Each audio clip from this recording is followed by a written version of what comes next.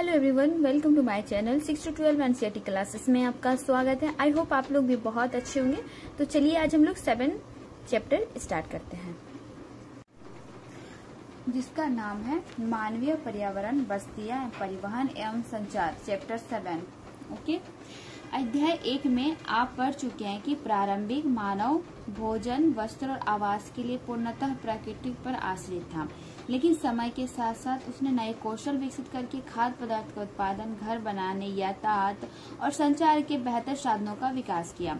इस तरह उसने अपने आवास के वातावरण को अपने अनुकूल बनाया। इंसान को जिस तरह से रहना रहता है वो अपने अनुसार उस चीज को व्यवस्थित कर ही लेता है ना एवरीवन, वही बताया जा रहा है। आगे पढ़ते हैं।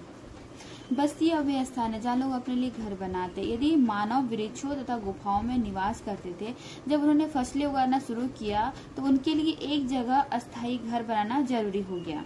ठीक है, बस्तियों का विकास नदी घाटियों के नजदीक ही हुआ, क्योंकि नदी के सामने हम लोग अपने उपजाऊ मतलब अपने खाद्य पदार्थ का उपजावन कर सकते हैं, जिसकी वजह से हमारी पेट भर सकती है।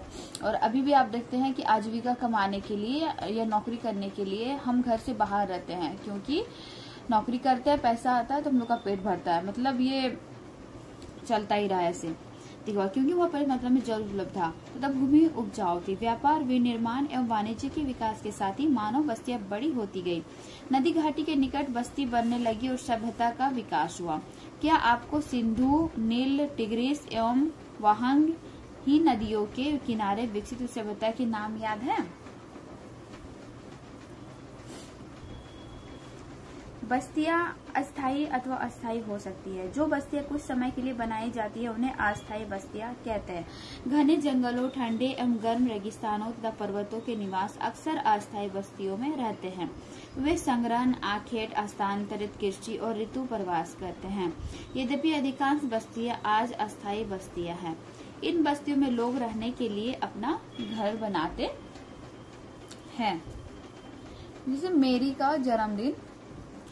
का जन्मदिन था। केक काटने के लिए वो अपने मित्रों के साथ गुरप्रीत का इंतजार कर रही थी। आखिरकार खांसती, थकी और हाँफती हुई गुरप्रीत वहां पहुंची। उसने बताया कि अत्यधिक यातायात जाम था और मेरी की माँ मिसेस थॉमस ने गुरप्रीत की पीठ थपथपाकर गहरी सांस भरी। और हमारे शहर में बहुत प्रदूषण है। प्रसाद हाल ही में गांव से आया था। उसने पूछा, शहरों में इतना प्रदूषण और यातायात जाम क्यों होता है? शहर में बढ़ती जनसंख्या के कारण दिन प्रतिदिन वाहनों की संख्या बढ़ती जा रही है।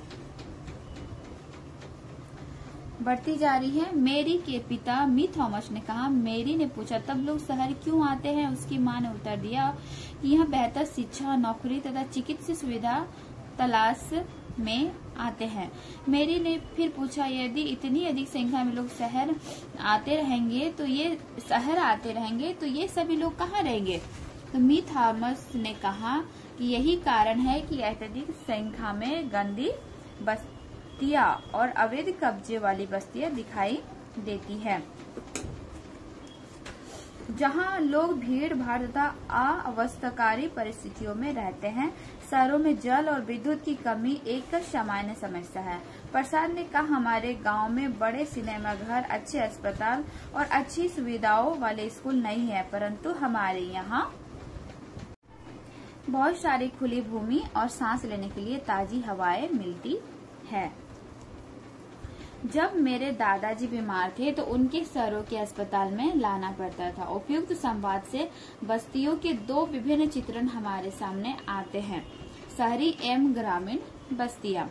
गांव ग्रामीण बस्ती होती है जहां लोग कृषि, वानिकी, मत्स्य पालन, दस्तकारी एवं पशुपालन संबंधी कार्य करते हैं। ग्रामीण बस्ती सघन अथवा प्रकीर्ण हो सकती है। सघन बस्तियों में घर आसपास बने होते हैं तथा पर्णहीन बस्तियों में लोगों के घर दूर दूर व्यापक क्षेत्र में फैले होते हैं।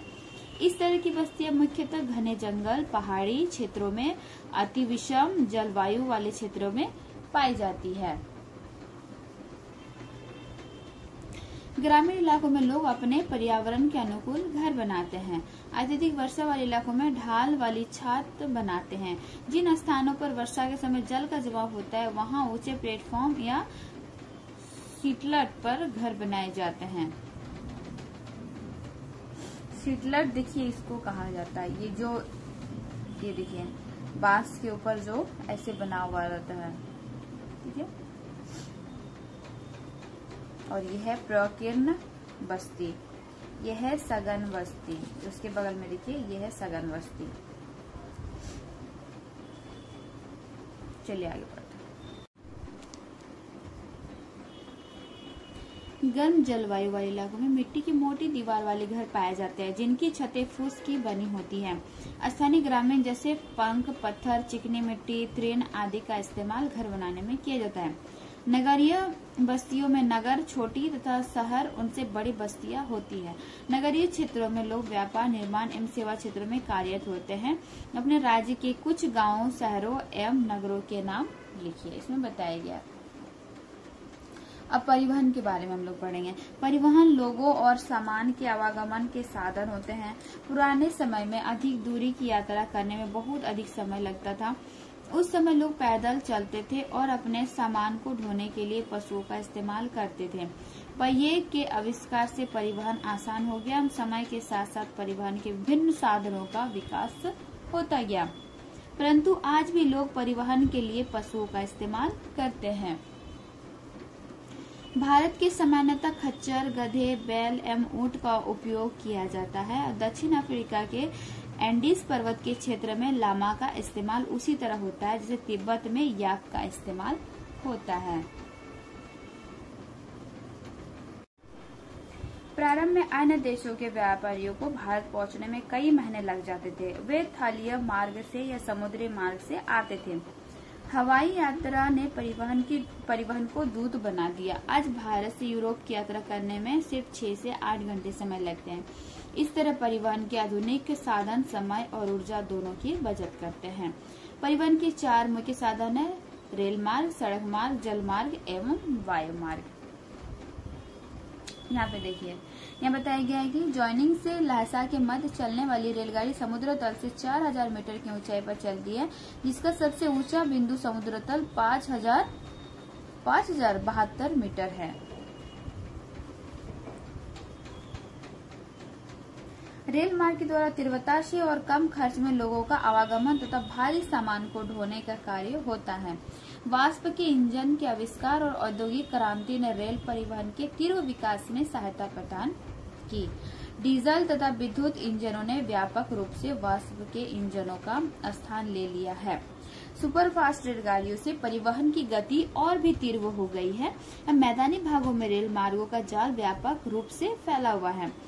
उन्नत प्रौद्योगिकी कौशल से दुर्गम पहाड़ी इलाकों में भी रेल मार्ग बनाना संभव हो गया है, लेकिन इनकी संख्या काफी कम है। भारतीय रेल मार्गों का जाल भली भांति विकसित है। यह एशिया में सबसे बड़ा है। एशिया का सबसे बड़ा है आपका रेल मार्ग। अब आगे है हम लोग, ये दिया है ट्रांसबेरियन रेल मार्ग संसार का सबसे लंबा रेल मार्ग है, ठीक है, और जो पश्चिमी रूस में सेंट पीटर्सबर्ग से प्रशांत महासागरीय तट पर स्थित व्लादिवोस्टोक तक जाता है। ये देखिए यहाँ रूस, यह रूस, देखिए यहाँ रेल लाइन बनाया हुआ है। देखिए सेंट पीटर्स जो हम लोग पढ़े यहाँ पे, ठीक है,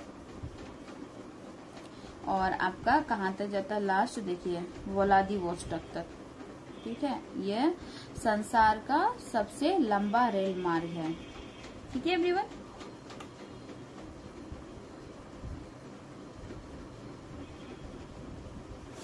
अब हम लोग पढ़ेंगे सड़क मार्ग।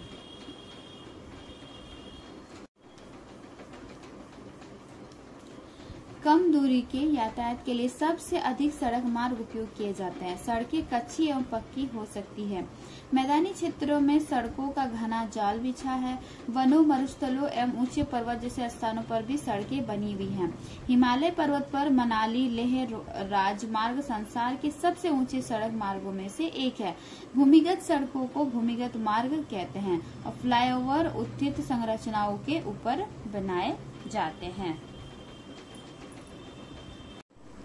अब हम लोग पढ़ेंगे जलमार्ग के बारे में। आप पहले अध्ययन कर चुके हैं कि आदिकाल में परिवहन के लिए जलमार्ग का उपयोग किया जाता था।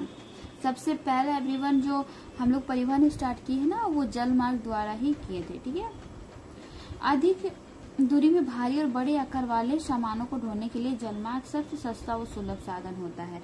ये भी दो प्रकार के होते हैं, अंतर्देशीय जलमार्ग तथा समुद्री मार्ग। नाव्य नदियों और झीलों का उपयोग अंतर्देशीय जलमार्ग के लिए होता है। कुछ महत्वपूर्ण अंतर्देशीय जलमार्ग है, जैसे गंगा ब्रह्मपुत्र नदी तंत्र, अफ्रीका में नील नदी एवं उत्तरी अमेरिका में ग्रेट लेक। अब समुद्री एवं महासागरीय मार्गों का इस्तेमाल सामान्यतः व्यापारिक माल और सामान को एक देश से दूसरे देश में पहुंचाने के लिए करते हैं।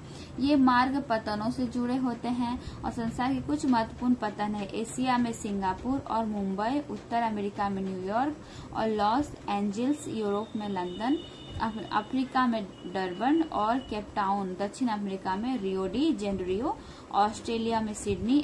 आप संसार के कुछ और पतनों के नाम बता सकते हैं।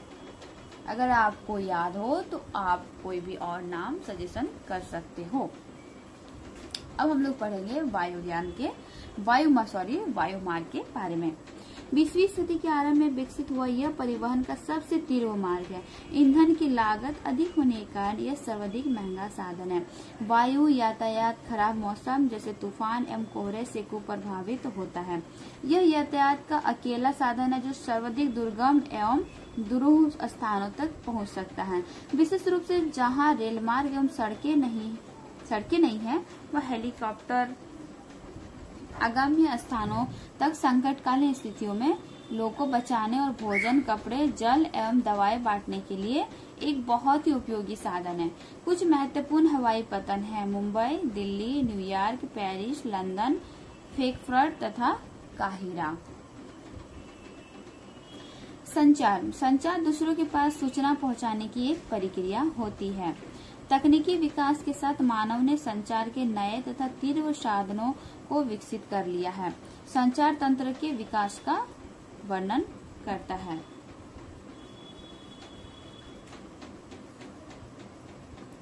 संचार दूसरों के पास सूचना पहुंचाने की प्रक्रिया, ये तो पढ़ लिए। यह संचार का क्षेत्र में विकास पूरे संसार में सूचना क्रांति आई। सूचना प्रदान करने के लिए शिक्षा तथा मनोरंजन के लिए संचार के विभिन्न साधनों का इस्तेमाल होता है। समाचार पत्र, टेलीविजन एवं रेडियो के द्वारा हम बड़ी संख्या में लोगों के साथ संचार कर सकते हैं, इसलिए इनको जनसंपर्क माध्यम कहते हैं। सैटेलाइट की सहायता से संचार में तीव्रता आई है। तेल की खोज, भूमिगत जल, वनों का सर्वेक्षण, खनिज संपदा, आपदा पूर्वी चेतावनी एवं मौसम पूर्वानुमान आदि में सैटेलाइट सहायक होते हैं। अब हम इंटरनेट के माध्यम से इलेक्ट्रॉनिक मेल अथवा ईमेल भेज सकते हैं। आज सेल्यूलर फोन के द्वारा बेतार टेलीफोन संचार बहुत अधिक लोकप्रिय हो चुका है। इंटरनेट के माध्यम से विश्व भर में केवल सूचना और परस्पर समीपता ही नहीं मिलती, बल्कि इनसे हमारा जीवन अधिक सुखमय भी बन जाता है। अब हम घर बैठे ही हवाई जहाज, रेल एवं सिनेमा या होटल तक के लिए टिकट आरक्षित करवा सकते हैं। सारे संसार में इस प्रकार लोग एवं सेवाओं तथा संस्थाओं के मध्य तीव्र गति से आपसी संपर्क संभव होने के कारण आज हम एक बृहद विश्व समाज के रूप में विकसित हो रहे हैं। और ये सही बात है एवरीवन, हम लोग विकसित हो रहे हैं।